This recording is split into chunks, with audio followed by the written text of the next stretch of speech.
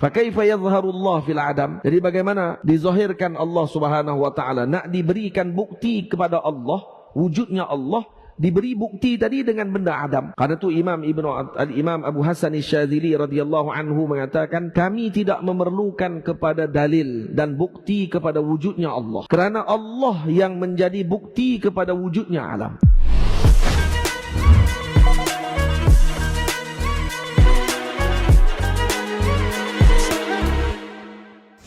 Imam Ibnu Athaillah As-Sakandari rahimahullahu subhanahu wa ta'ala telah menyebutkan dalam hikmahnya yang ke-16, kaifa yutasawwaru an yahjubahu syai'un wa huwa alladhi azhara kulla syai'. Bagaimana mungkin kamu menggambarkan atau digambarkan bahawa Allah itu dihijab dengan sesuatu, sedangkan Allah yang menzahirkan segala sesuatu.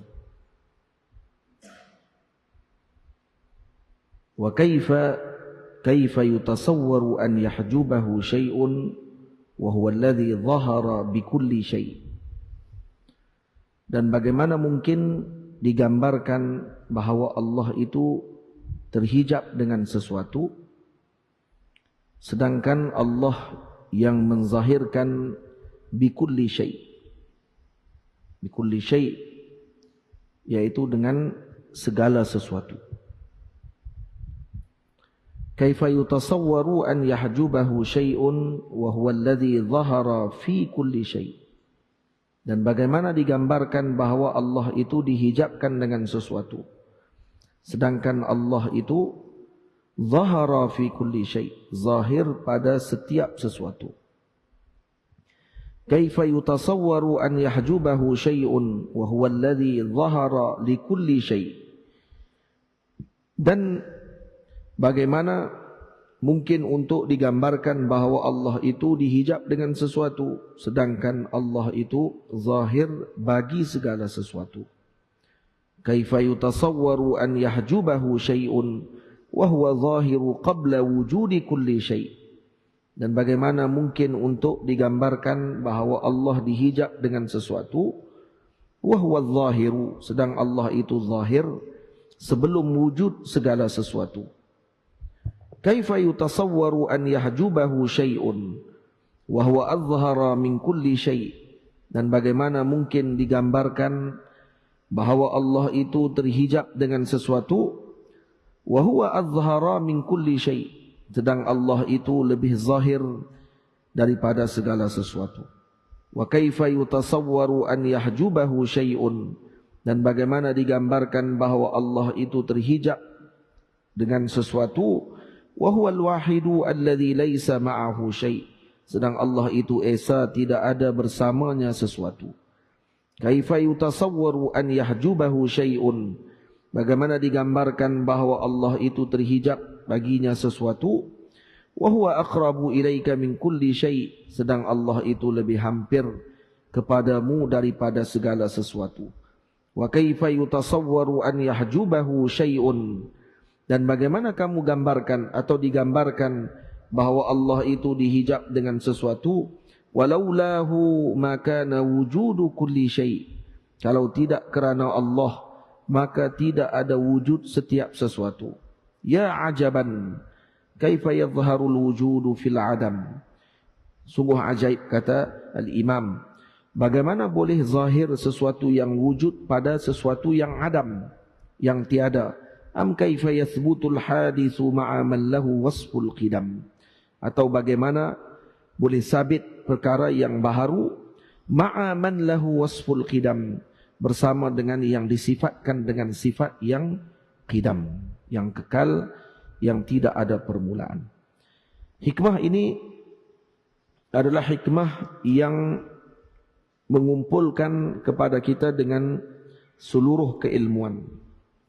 Ilmu terhadap mengenal dan juga menyebutkan tentang hakikah Rabbaniyah, ketuhanan Allah Subhanahu wa ta'ala. Karena hamba yang terhijab dengan dirinya adalah kerana memandang bahawa Allah Subhanahu wa ta'ala itu terhijab dengan dirinya. Karena dia memandang dirinya wujud, maka pada ketika tersebut dianggap bahawa wujudnya seperti wujudnya Allah Subhanahu wa taala. Jadi hamba itu terhijab daripada melihat segala keagungan dan kesempurnaan itu daripada Allah ketika memandang dirinya itu wujud. Maka perlu bagi seorang hamba tersebut, seorang Imam Ibnu Athaillah di dalam hikmah yang ke-16 ini, hikmah ni antara hikmah yang paling panjang yang disebutkan oleh Sayyidina Al-Imam Ibnu Athaillah di dalam hikam yang mulia ini. Ada 10 dalil yang disebutkan oleh beliau menunjukkan kepada bahawa Allah Subhanahu wa taala itu tidak terhijab dengan sesuatu pun. Malah Allah itu zahir. Yang menghijab Allah daripada pandangan mata hati makhluk Allah Subhanahu wa taala itu adalah nafsu dan juga merasa diri itu wujud.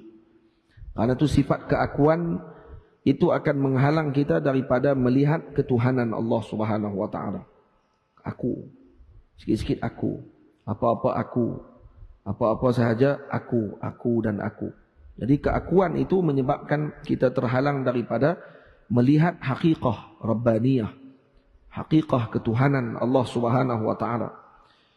Karena itu Al-Imam Ibnu Athaillah menjelaskan di dalam hikam ini yang ke-16 ini, dan dalam hikmah ini maka kita telah mencapai kepada seluruh perbahasan hikmah yang sebelum-sebelum ini kepada hadratillah azza wa jalla. Maksudnya kalau kata hikmah ini difahami dan diamalkan hikmah yang sebelum ini daripada yang pertama sehingga yang ke-16 ini, maka kalau diamalkan sebenar-benar amalan, maka orang tadi akan mencapai kepada hadratillah subhanahu wa ta'ala. Karena pada hikmah yang pertama, Al-Imam Ibnu Athaillah mengajarkan kita suluk agar kita tidak beriktimad, berpegang dengan amal kita. Min alamatil i'timadi 'ala al-amal nuqsanur raja'i 'inda wujudiz zalal. Kemudian hikmah yang kedua mengajarkan kita agar kita tidak berharap kepada atau tidak bercita-cita dengan sesuatu yang Allah Subhanahu wa taala tidak mendirikan kita pada perkara tersebut. Qum haitsu aqamakallahu fihi. Berada atau berdiri pada tempat yang Allah Ta'ala tetapkan kepadamu. Karena orang yang berharap dengan bukan kedudukannya, maka dia tak akan sampai. Karena itu disebut iradatuka tajrid ma'a iqamatillaha iyyaka fil asbab inhitatun min syahwatil qafiyah wa iradatukal asbab ma'a iqamatillaha iyyaka fit tajrid inhitatun min himmatil aliyah. Maka hikmah yang kedua itu mengajarkan kita agar kita tidak bercita-cita melainkan dengan apa yang telah ditetapkan Allah kepada kita. Mana-mana yang ditetapkan Allah kepada kita, qum haitsu aqamakallahu fik, maka kita akan diberkati oleh Allah. Dan yang ketiga, wala tashghal nafsaka bima dabbarahu lak, dan jangan kita sibukkan diri kita dengan apa yang telah Allah Subhanahu wa taala tadbirkan kepada diri kita. Nah, yang Allah Taala telah susun kepada diri kita sebagai hamba-Nya, yang menyebabkan kita menjadi kecewa, yang menyebabkan kita menjadi orang yang cepat terasa, yang menyebabkan kita menjadi orang yang suka putus asa, adalah kerana kita menyangka kita yang mentadbir, kita yang menyusun, kita yang mengatur. Kalau kita menyerahkan dan mengatakan bahawa yang mengatur tadi Allah, yang memberi rezeki Allah, yang melakukan ini Allah, InsyaAllah kita tidak akan rasa, kita tak akan rasa seperti mana perasaan orang yang mengatur. Karena orang yang mengatur, ketika gagal pengaturannya tadi, maka dia akan rasa kecewa. Karena dia rasa dia yang atur. Tapi coba dia katakan, itu adalah Allah Subhanahu wa ta'ala. Yang mengatur Allah bukan dirinya. Maka dia tidak akan terhijab dengan aturannya sendiri. Tapi sebaliknya, hendaklah dia menyibukkan dirinya dan nafsunya tersebut dengan apa yang dituntut kepada dirinya untuk dia lakukan pada waktu tersebut. Kemudian Al-Imam Ibnu Athaillah menyebutkan, bila mana kamu telah mengetahui tentang perkara tersebut, maka ini akan meningkatkan pengetahuanmu dan ma'rifahmu kepada Allah Subhanahu wa ta'ala. Dan bahawa Allah Subhanahu wa ta'ala itu mawjud ma'ak, wujud bersama denganmu. Ma'iyyatun la zamana fiha, yang bersama denganmu tanpa zaman. yang bersama denganmu tanpa tempat dan makan. Qaribun minka, lebih hampir kepadamu. Dan hampir tersebut, hampir yang bukan dengan tempat, tapi hampir dengan kedudukan. Qurbu makanah, la makan. Nah, bukan kedudukan, bukan makan, bukan tempat, tetapi kedudukan. Dan Allah itu tidak terhijab dengan sesuatu pun, bahkan yang terhijab itu adalah kamu, adalah kita. Kita yang terhijab sebenarnya. Maka seluruh hikam ini kalau kita fahami akan mencapai kepada hikmah yang ke-16. Kalau masih terhijab lagi, maka disoal oleh imam, kaifa yutasawwaru an yahjubahu syai'un wa huwa alladhi azhara kulla syai'. Kalau kamu masih terhijab dengan dirimu, saya yang melakukan ini, saya yang membuat ini, saya yang mencari ini, saya yang berusaha begini, saya inilah yang menyebabkan hamba itu menjadi letih. Takkan letih, sungguh. Macam mana nak elak letih tadi? Kesemuanya Allah. La haula wa la quwata illa billahil aliyil azim. Yang tu. Seorang suami ketika mana dia merasa dialah yang bekerja untuk cari makan kepada anak dan isterinya, dia akan letih. Dan balik dia akan marah. Kenapa? Karena dia rasa dia yang buat kerja pada hari tersebut. Seorang guru akan marah ketika mana dia merasakan bahawa dia yang mengajar, dia yang memberi paham, dia yang begini, dia yang mengatur dan seumpamanya. Seorang majikan dalam satu organisasi pun akan merasa letih dan akan rasa marah ketika mana dia merasakan bahawa dia yang menyusun, dia yang mengatur, dia yang telah meletakkan kejayaan pada organisasi dan seumpamanya. Tapi ketika mana hamba tadi menyebut la haula wa la quwata illa billahil aliyil azim, la haula, tidak ada daya kekuatan dan tidak ada kemampuan bagi diri kita sendiri melainkan semuanya illa billah, melainkan daripada Allah. Maka ketika itu kita tak akan rasa kita yang melakukan urusan tersebut, dan kita tak akan boleh rasa kita letih, dan kita tak akan rasa bahawa kita yang melaksanakan kerja buat tadi. Maka kita tak akan memandang diri, dan ketika itu kita tak akan merasa orang lain tidak bekerja seperti kita bekerja. Kenapa? Merasa orang lain tidak bekerja dan kita bekerja, maka itu memandang diri sebenarnya. Masih memandang diri. Dan pandangan terhadap diri ini adalah salah satu daripada sifat keakuan yang diracuni oleh nafsu dan juga syaitan. Hanya iblis yang mula-mula meracuni pemikiran dengan sifat keakuan. Ana khairun minhu, ana a'la minhu, ana yang mula-mula ana kat depan ni, ni iblis. Faham? Yang boleh sebut ana ni hanya Allah. Innama anallah. Aku adalah Allah. Allah saja yang boleh sebut ana tu. Dengan makna ananiyah. Keakuan tadi hanya Allah. Tak ada bagi diri kita. Jadi ketika hamba tadi meletakkan demikian, maka hamba tadi tidak akan terhijab daripada untuk mendapatkan ma'rifah. Dan ini yang diinginkan. Kalau kita mengaji sahaja dalam pengajian dan hanya memahami tentang bacaan dengan baris dan seumpamanya, tetapi tidak mencapai ma'rifah kepada Allah Subhanahu wa taala, maka kita hanya terhenti pada lisan sahaja, tidak terhenti kepada lub, isinya. Nah, dia seumpama orang yang minum air kelapa dan dia rasa sedap, tapi dia tidak lagi melihat rahsia kelapa tadi pada seluruh isi dan juga makna bagi kelapa tersebut, dengan minyaknya yang boleh digunakan untuk manfaat dan seumpamanya. Dia hanya ambil satu sudut sahaja daripada kelebihan tersebut. Ala kulli hal tu baik, tetapi yang lebih diinginkan adalah ma'rifah kepada Allah Subhanahu wa taala, yang dengan ma'rifah tersebutlah baginda Nabi kita Muhammad dan seluruh makhluk Allah taala dijadikan. Wa ma khalaqtul jinna wal insa illa liya'budun, ay illa liya'rifun. Nah, melainkan Allah menjadikan makhluk jin dan manusia, tujuan dia adalah untuk mencapai ma'rifatullah. Jadi kalau tidak mencapai ma'rifatullah, bermakna kita dalam lautan lautan ujian ataupun lautan tariqah yang kita lalui tadi masih lagi dengan dengan proses renangan yang tidak sampai kepada penghujung. Kita tak sampai lagi maknanya. Tamam. Jadi ingin mencapai kedudukan tersebut, mau tak mau perlu kepada bimbingan para guru dan melihat dengan apa yang telah didapatkan oleh para awliya illahi salihin yang terdahulu. Karena itu Imam Ibn Athaillah mengatakan, ya ajaban kaifa yadhharul wujudu fil adam. Bagaimana, sangat ajaib kata beliau, bagaimana boleh zahir benda yang wujud hakiki pada benda yang adamul asli. Asal kita adalah adam. Allah wujudnya hakiki. Wujud kita aradi. Wujud kita mendatang. Bukan asal kita wujud. Asal kita adam.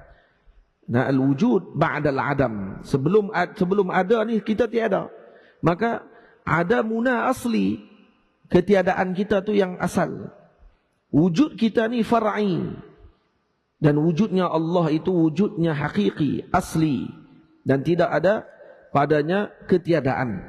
Maka al-akwan seluruhnya adalah adam pada zahirnya. Wahia zulmah. Benda yang zulmah, yang tidak nampak, yang gelap, bagaimana boleh menjadi dalil kepada yang zahir? Allah zahir. Makhluk ini adam asalnya dan kemudian bersifat dengan zulmah. An-nur wa zulmah diddan la yajtami'an. Dua benda yang bertentangan yang tak akan bersekali, tak akan berserta. Wildan. Bukan diddan, wildan. Fa kaifa yadhharu Allah fil adam? Jadi bagaimana dizahirkan Allah Subhanahu wa taala, nak diberikan bukti kepada Allah, wujudnya Allah, diberi bukti tadi dengan benda adam. Karena itu Imam Abu Hasan Asy-Syadzili radhiyallahu anhu mengatakan, kami tidak memerlukan kepada dalil dan bukti kepada wujudnya Allah.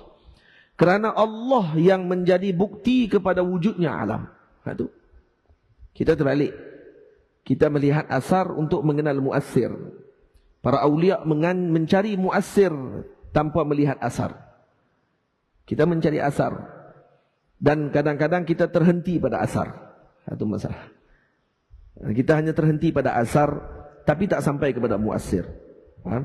Kita tahu ada harimau masuk hutan. Kita tahu kijang. Kita tahu ada kijang dalam hutan. Nampak tapak kijang, terberhenti kat tapak aja, patah balik. Dapat kijang tak? Asim? Asim? Dapat kijang tak Asim? Tak dapat? Kita masuk hutan, nampak tapak kijang. Ini beza orang yang mencari muassir dengan cari asar. Masuk hutan, nampak tapak kijang, patah balik. Lepas tu seronok, ambil gambar tapak. Lepas tu bawa balik, cerita ke orang, alhamdulillah, dapat tapak hari ni. Dapat tapak hari ni. Itu dapat rasa kijang? Tak dapat rasa kijang. Kenapa? Karena hanya terberhenti pada tapak. Faham? Awliya Allah Subhanahu wa taala mereka mencari muassir. Tuh pemberi kesan tersebut. Kita terhenti pada kesan lebih banyak daripada pemberi kesan. Karena itu kita tak sampai. Sampai ke sudah tak sampai. Dan sampai ke sudah kita hanya melihat asar. Dan kita akan bersyukur kepada Allah ketika melihat asar. Ketika kita mengucapkan alhamdulillah, Allah bagi kepada kita nikmat, kita kata alhamdulillah. Allah telah memberikan kepada saya dengan apa yang telah saya lakukan. Kita selawat sehari 1000 kali, dapat nikmat pada bulan tu. Maka kita kata alhamdulillah. Berkat selawat tadi dapat macam ni. Ahlullah tidak macam tu. Dia selawat, dia zikir, dia solat, tak dapat apa. Itu bukan tujuan. Karena yang ditujunya adalah sahib kepada amal tersebut, iaitu Rabbul Jalil. Bukan amal tadi yang dia tengok. Karena amal tadi apa dia? Arad. Sayyal. Dan benda itu akan hilang. Al-amal huwa arad. Amal bukan jauhar. Amal aurat. Arad. Dan arad benda yang benda yang menumpang. Dan benda yang tidak kekal. Dalam dalam dua masa. Dia akan sayyal. Dia akan hilang. Tamam? Tetapi Allah mengambil perhatian terhadap arad tersebut sebagai tanda hikmah kepada umat, kepada makhluk Allah Ta'ala. Allah ambil arad tadi dijadikan sebagai balasan pahala, diberikan dengan nikmat. Ini dengan arad yang kita lakukan.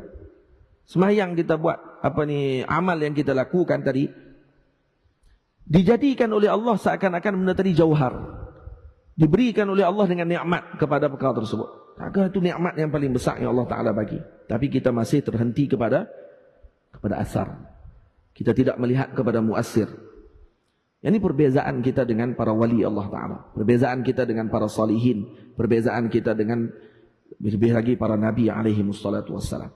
Karena itu Allah Subhanahu wa Ta'ala bila mana menyebut bila Al-Imam Ibnu Athaillah mengatakan ya ajaban kaifa yadhharul wujudu fil adam am kaifa yathbutul hadithu ma'a man lahu wasful kidam. Jadi bagaimana boleh untuk disabitkan hadis ma'a man lahu wasful qidam sama dengan yang bersifat dengan sifat yang tidak ada permulaan bagi sifat tersebut, tidak ada permulaan bagi zat wujudnya tersebut. Jadi ketika mana Sayyidina Musa alaihi salam meminta kepada Allah untuk melihat Allah Subhanahu wa taala, Sayyidina Musa hadis, Sayyidina Musa makhluk Allah Subhanahu wa taala, kemudian Nabi Musa meminta arini anzuru ilaika, ya Allah bagi saya tengok kamu ya Allah. Nabi Musa minta, dan minta tadi bukan masanya. Maka apa kata Allah? Lan tarani, kamu tak akan tengok aku. Kenapa? Kaifa yathbutul hadithu ma'a man lahu wasful qidam. Bagaimana mungkin sesuatu yang hadis boleh untuk melihat sesuatu yang qidam, yang luar biasa, yang bersifat dengan sifat yang tidak seperti hadis. Itu maksudnya. Bukan menafikan tengok, tidak. Tapi Allah Subhanahu wa taala ingin mengatakan bahawa wujud aku ni wujud zati, wujud kamu wujud aradi. Kamu minta seakan-akan wujudmu sama dengan wujudku, wujudku sama dengan wujudmu. Permintaanmu tadi wahai Sayyidina Musa alaihi salam itu permintaan yang bukan pada masanya. Dan ini berbeza dengan Nabi kita Muhammad sallallahu alaihi wasallam. Ketika Nabi tidak meminta, Subhanalladzi asra bi'abdihi lailan minal masjidil harami ilal masjidil aqsa alladzi barakna haulah. Nabi Muhammad tidak meminta, tapi dianugerahkan oleh Allah melihat tanpa meminta. Dalam alam wujud, dalam alam hayah, waktu hidup ni. Kalau selepas mati tidak khilaf. Ni waktu hidup lagi. Ni orang dan makhluk yang satu-satunya melihat zat Rabbul Jalil tanpa hijab. Dan ketika kita bicara yani kaifa yutasawwaru an yahjubahu syai'un wa huwa alladhi azhara kulla syai' sampai akhir, kesemua kita bicara hanya berbicara pada asar.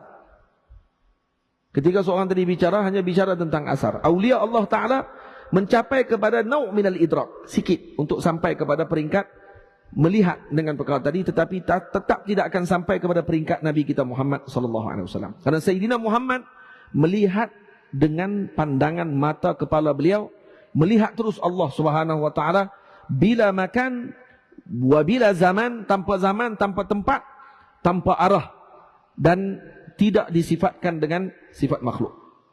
Laisa kamitslihi syai' wa huwas samiul basir. Kenapa? Karena Nabi kita Muhammad sallallahu alaihi wasallam jasaduhu laisa kajasadina. Jasad Nabi Muhammad tak sama dengan jasad kita. Waktu kalau Rasulullah menceritakan kepada umat, ni waktu pertengahan perjalanan Nabi kepada Allah.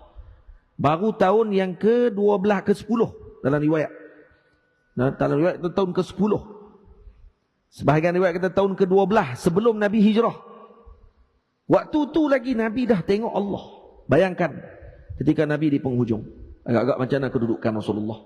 Nabi bukan diperlihatkan Allah ketika penghujung hidup Nabi. Tak. Nabi bukan dibawa Isra' Mi'raj waktu Nabi sebelum wafat.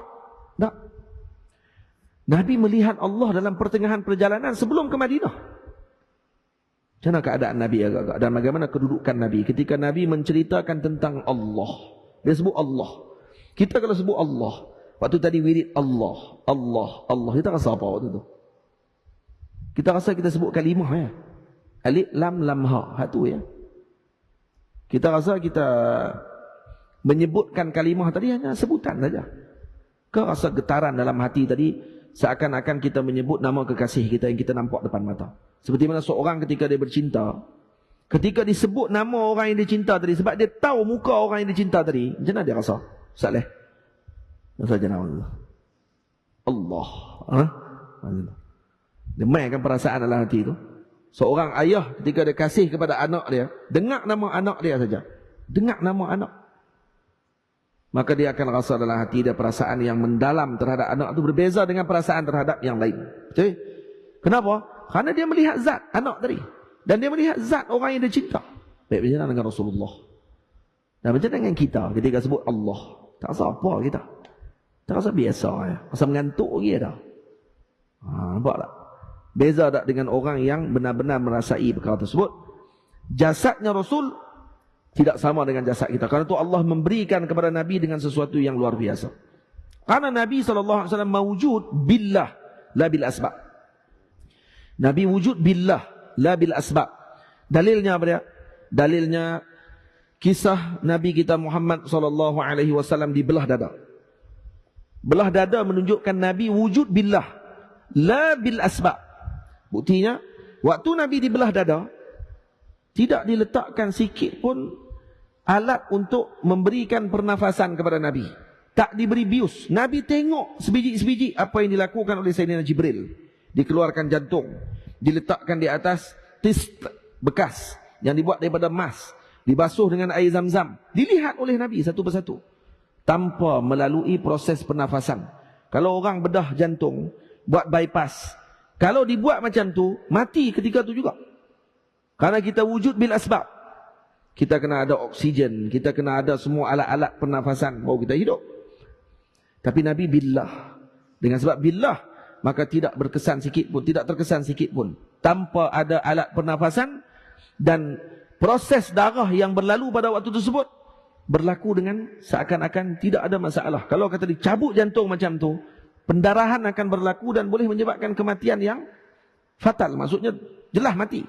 Tapi apa yang berlaku? Mukjizat yang Allah Ta'ala berikan, Nabi kita Muhammad SAW berwujudun billah. Begitu juga Nabi ketika dilahirkan. Waktu Nabi lahir dalam keadaan macam mana? Makhtunan masrura. Nabi lahir dalam keadaan dikhitan, dan Nabi lahir dalam keadaan masrur. Masrur maksudnya apa dia? Maqtu'us surrah. Terputus tali pusat. Terputus tali pusat ni ramai orang syarah ingat kata terputus tali pusat ni maknanya keluar-keluar tali pusat putih dah. Kalau tali pusat ada, keluar-keluar tu putih. Tak. Maulana Syekh Yusri hafizahullah mengatakan bahawa makhtunan masrura bermakna waktu ketika Nabi di dalam perut ibunya, rahim ibunya, Nabi tidak bersambung tali pusatnya dengan ibunya. Nabi tak ada tali pusat dalam tu. Bermakna Nabi sekali-kali tidak makan darah haid. Dan Nabi tidak makan najis. Seperti mana kita ketika dalam perut ibu kita, tali pusat kita bersambung dengan ibu, dan itu akan menyebabkan kita akan makan apa yang dimakan oleh ibu, dan yang najis ataupun haid yang dikeluarkan oleh ibu tidak keluar. Karena apa? Masuk dalam mulut ibu anak tersebut. Lepas tu anak keluar dia jadi kuning. Kenapa? Karena ada campuran darah ibu dengan darah dia. Dan karena tidak sesuai lagi badannya, kan jadi kuning badan anak tadi. Tapi Rasulullah SAW makhtunan masrura. Terputus tali pusat dengan makna di dalam perut ibu tak bersambung tali pusat Nabi dengan pusatnya ibu.